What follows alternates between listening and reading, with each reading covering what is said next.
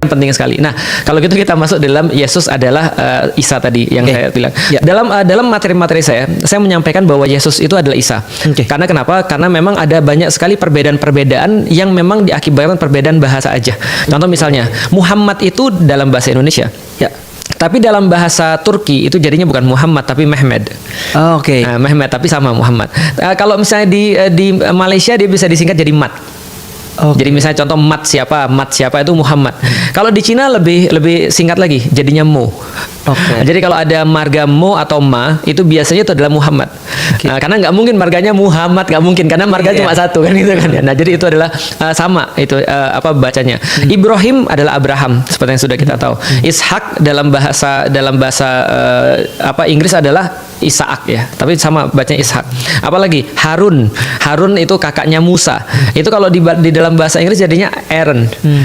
Moses itu adalah Musa. Maka Isa sama dengan Jesus. Maka waktu itu saya perlu menjelaskan ini kenapa? Karena ada orang nanya pada saya, boleh nggak kita menyebut Yesus Kristus? Menurut saya boleh. Kenapa menyebut Yesus Kristus itu boleh? Karena Yesus Kristus adalah translasi dari bahasa Arab Isa Al-Masih. Atau misalnya dalam bahasa Ibrani misalnya Isua ya. Hamasiah, Yesua Hamasiah. Messi itu kan artinya Mesias.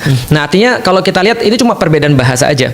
Nah, lalu kalau misalnya ada yang bilang beda, ya memang betul sih. Kadang-kadang ada beberapa perbedaan. Kayak kemarin juga saya salah sebut. Saya bilang bahwa Yesus lahir di Nazaret. Enggak, kepikir saya padahal Yesus orang Nazaret, lahirnya di Bethlehem. Bethlehem dalam bahasa Ibrani, dalam bahasa Arab Bait Lahem. Kadang-kadang ada beberapa perbedaan. Perbedaannya apa? Dalam keyakinan orang-orang Kristen atau Nasrani, Yesus tuh lahirnya di kandang domba. Kalau misalnya orang-orang Muslim di dalam Al-Quran tertulis bahwa Yesus lahir di bawah pohon kurma. Nah, itu ada perbedaan. Yesus lahir kapan? Di orang-orang Nasrani meyakini 25 Desember, walaupun disputed juga sama gitu kan ya, 25 Desember. Orang-orang Muslim meyakini tidak ada tanggal tapi ada musim, yaitu adalah musim ketika kurma berbuah, berarti musim panas. Nah, berarti itu yang kita yakini karena memang latarnya di dalam Al-Quran seperti itu. Apalagi bedanya? Di dalam Islam kita tidak meyakini Yesus disalib. Di dalam Islam meyakini Yesus masih hidup sampai sekarang. Sampai sekarang. Oh, aku baru tahu nih. Nah, ya makanya di atas, diangkat. Diangkat ke langit di sebelah Allah.